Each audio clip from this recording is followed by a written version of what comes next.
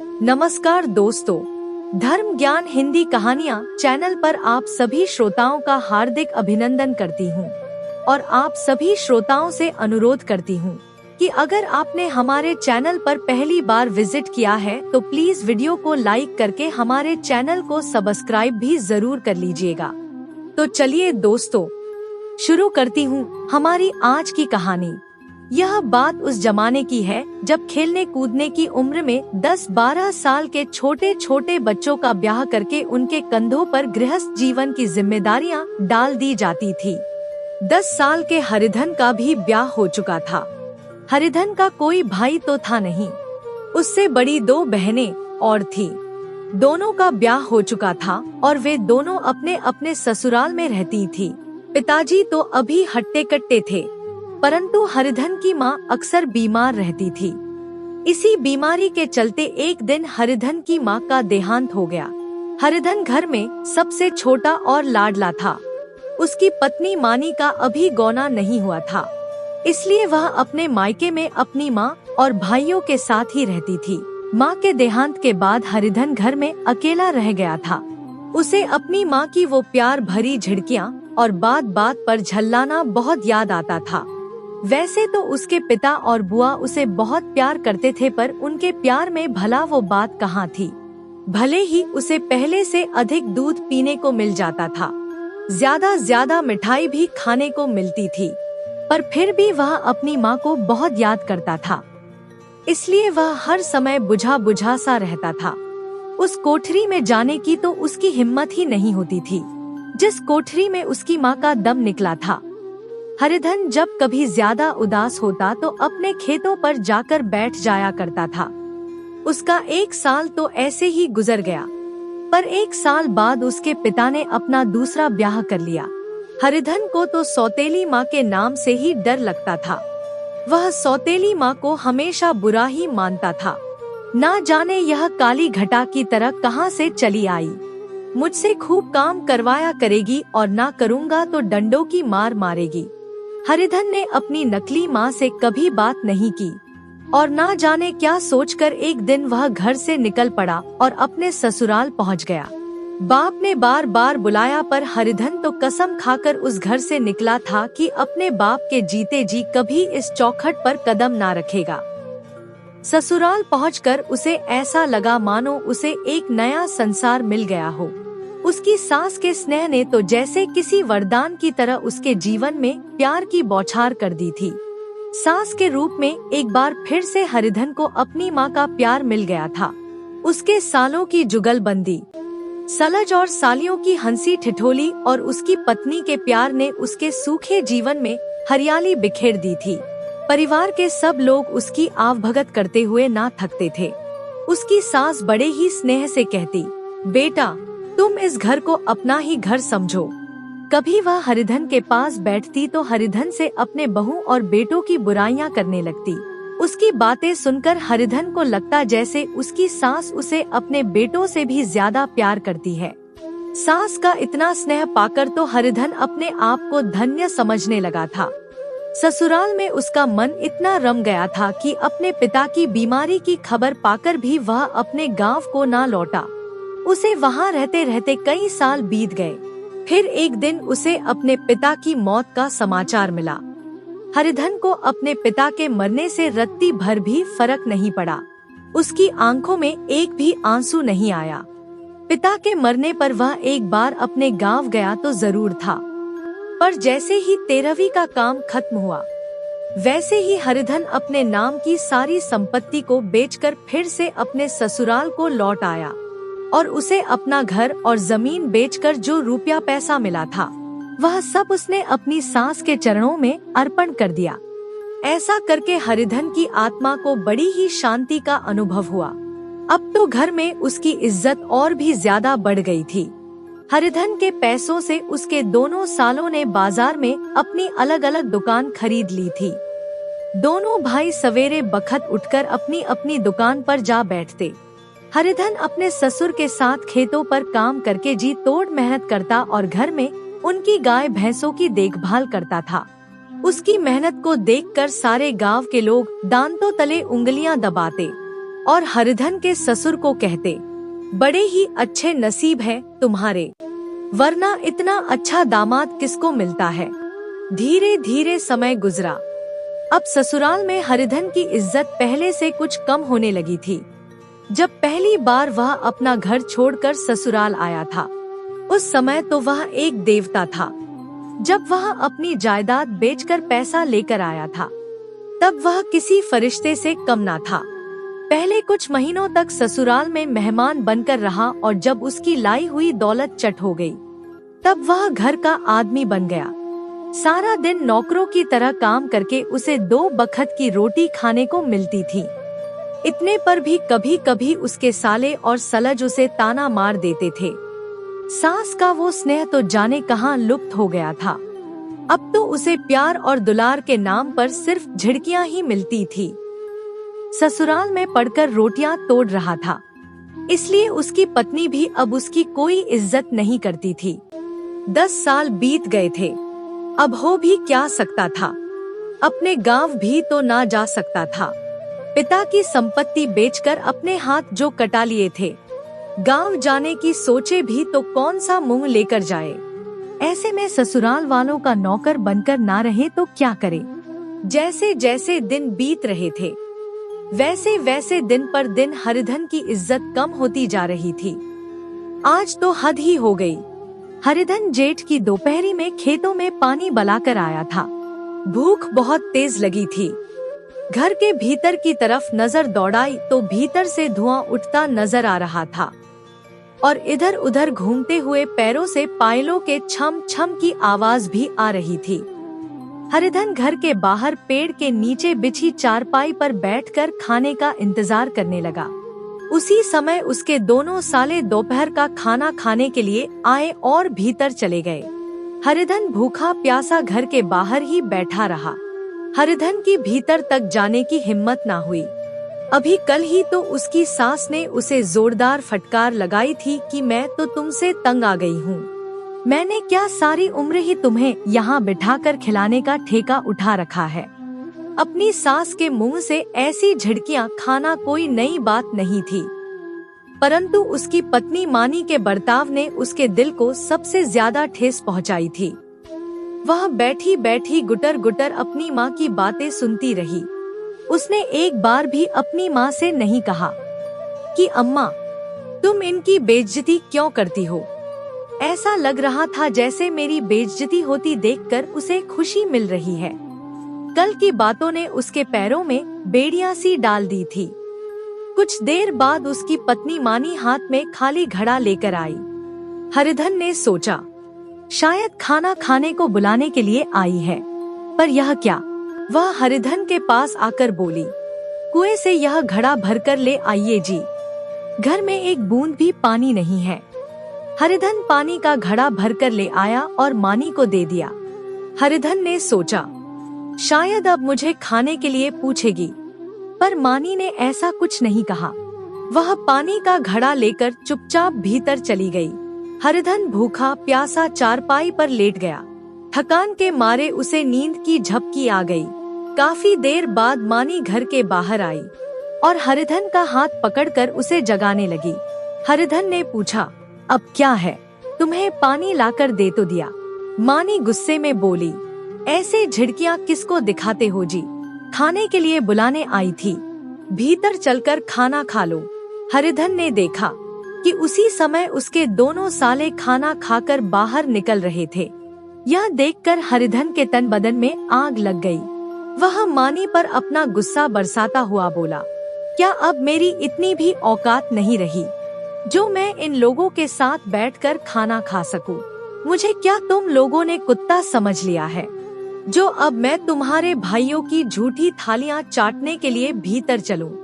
मानी अपनी भौहें तान कर बोली, ससुराल में पड़कर रोटियां तोड़ोगे तो यही होगा। मेरे भाई पैसा कमा कर लाते हैं, इसलिए उन्हें इतनी इज्जत दी जाती है। अगर तुम भी 4 पैसे कमा कर लाते तो तुम्हारी भी इतनी ही इज्जत होती और मैं भी अपनी भाभीयों की तरह रानी बनकर रहती। ऐसे ही बुदबुदाती हुई मानी भीतर चली गई। तुम्हें भूख लगे तो आकर खा लेना, बार बार तुम्हारी खुशामद करने नहीं आऊंगी।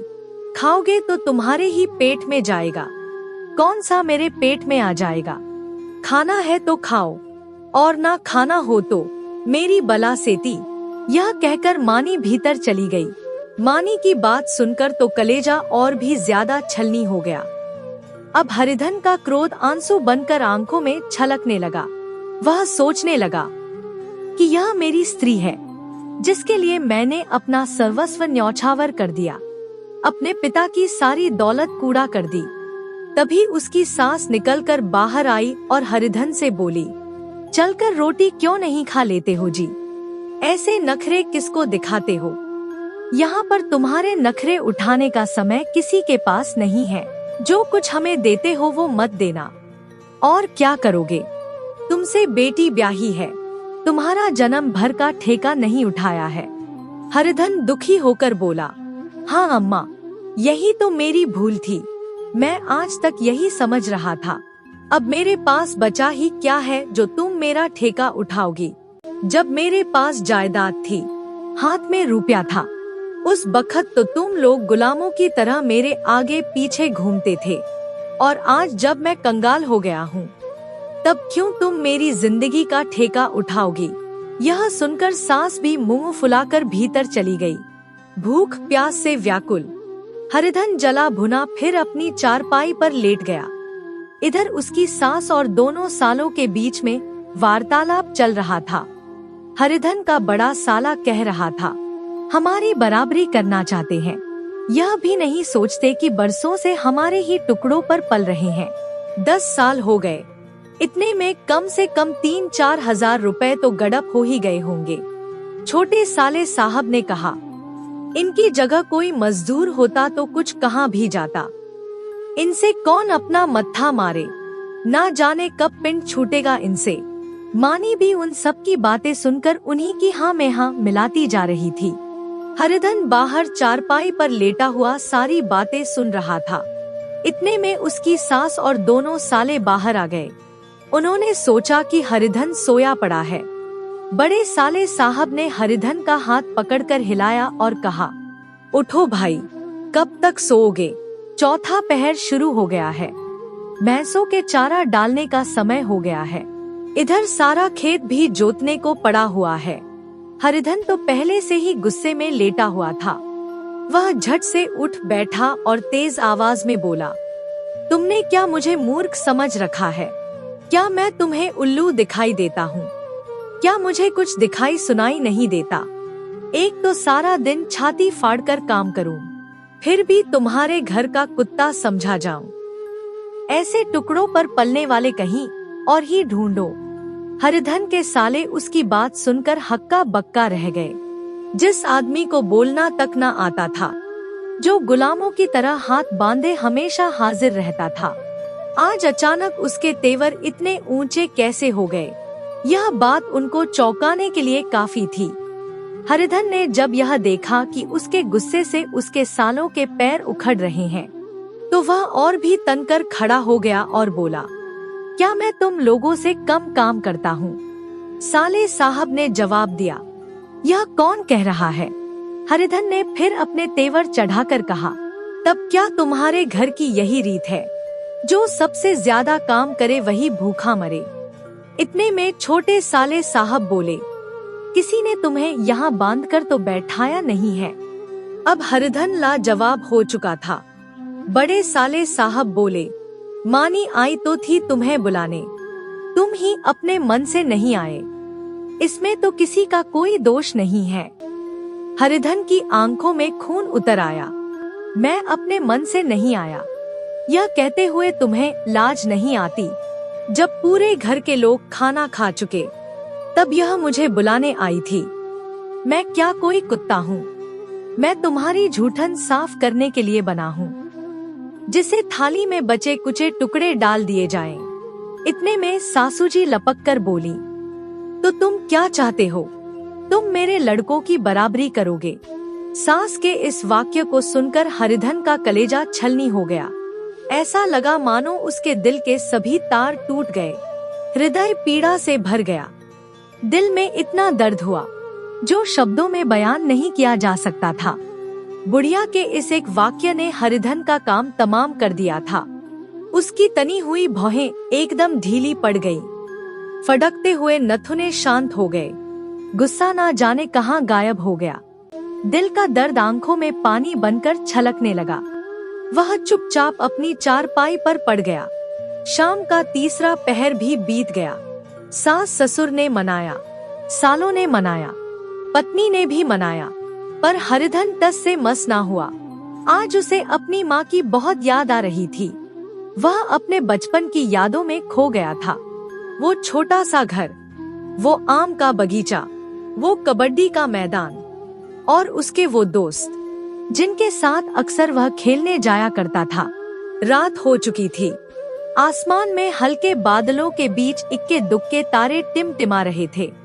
तभी उसे अचानक ऐसा महसूस हुआ जैसे उसकी माँ प्यार से उसके सिर पर अपना हाथ फिरा रही है। उसने चौंक कर इधर उधर देखा तो उसकी पत्नी मानी उसके सामने खड़ी थी। वह हरिधन से बोली, कोई कब तक तुम्हारे इंतजार में बैठा रहेगा? हरिधन ने शांत स्वर में कहा, मैंने तुमसे कह तो दिया था, मुझे भूख नहीं है, मैं ना खाऊंगा। कितने दिन तक ना खाओगे? मैं आज के बाद इस घर की रोटी खाना तो दूर, कभी पानी भी ना पीऊंगा। तुम मुझे बताओ कि तुम मेरे साथ चल रही हो या नहीं? मानी सहमकर बोली, कहाँ जा रहे हो जी? जब तक मुझे बता नहीं दोगे तब तक चलने को हाँ ना करूंगी। हरिधन ने कहा, इसका मतलब है तुम मेरे साथ नहीं चलना चाहती? हरिधन उसी समय वहाँ से चला गया। हरिधन ने 10 मील का सफर 5 घंटे में तय कर लिया। भागता दौड़ता जब वह अपने गांव अमरायू के सामने पहुंचा, तो अपनी जन्मभूमि में कदम रखते ही उसका मन खुशी से झूम उठा। हरे भरे पेड़ पौधे देखकर उसे ऐसा महसूस हुआ मानो उसकी मातृभूमि अपनी बाहें पसारे उसे बुला रही है। वह बहुत वेग से दौड़ रहा था। मंदिर का चमकता हुआ वो सुनहरा कलश देखकर ऐसा लग रहा था जैसे हरिधन एक छलांग में ही उसे छू लेगा। फिर वह आम के बाग में घुसा, जहाँ वह डालियों के बीच बैठकर हाथी की सवारी का आनंद लिया करता था। देखते ही देखते वह एक आम के पेड़ पर चढ़ बैठा। बाग के रखवाले ने दूर से ही आवाज लगाई, कौन है रे? जल्दी बताओ, नहीं तो ऐसा पत्थर खींचकर मारूंगा कि आम के साथ साथ खुद भी नीचे आ गिरोगे।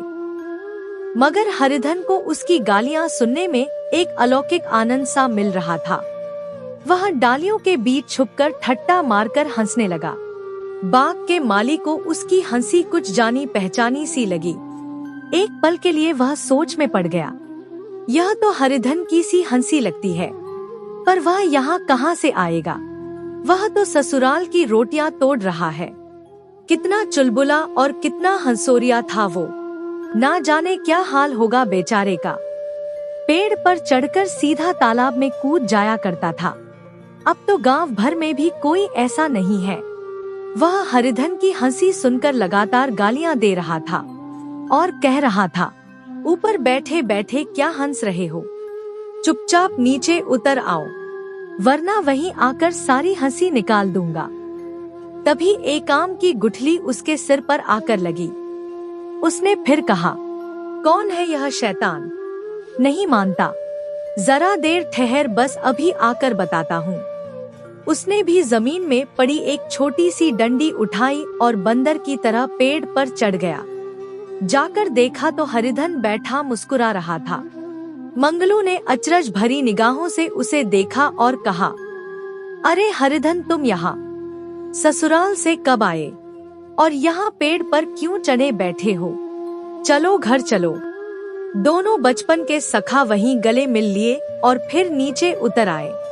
मंगलू ने पूछा, भले आदमी, क्या वहाँ आम भी खाने को ना मिलते थे? हरिधन ने जवाब दिया, यहाँ के आमों में जो स्वाद है वो कहीं और के आमों में कहाँ। और बताओ भैया, गांव के क्या रंग ढंग है? गांव की कुछ मत पूछो, सब बेचैन हैं भैया। तुमने तो नाता तोड़ ही लिया। भला ऐसे भी कोई अपना गांव छोड़कर जाता है क्या?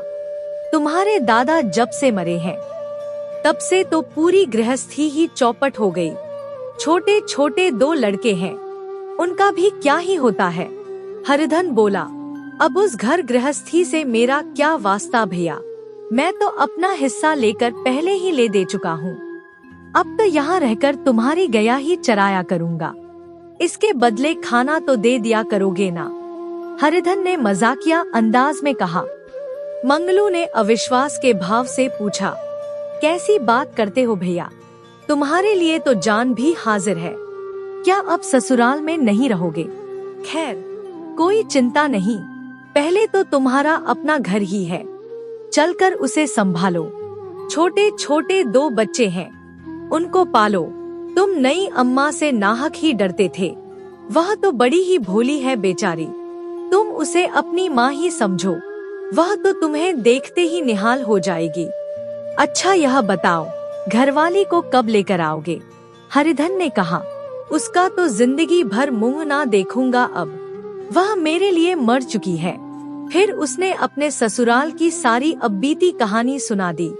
मंगलू ने सांत्वना देते हुए कहा, कोई बात नहीं, दूसरी सगाई कर लेना, और अब की बार ऐसी मेहरारू लाना जो तुम्हारे पैर धोकर पिए। पर फिर कहीं पहली भी आ गई तो?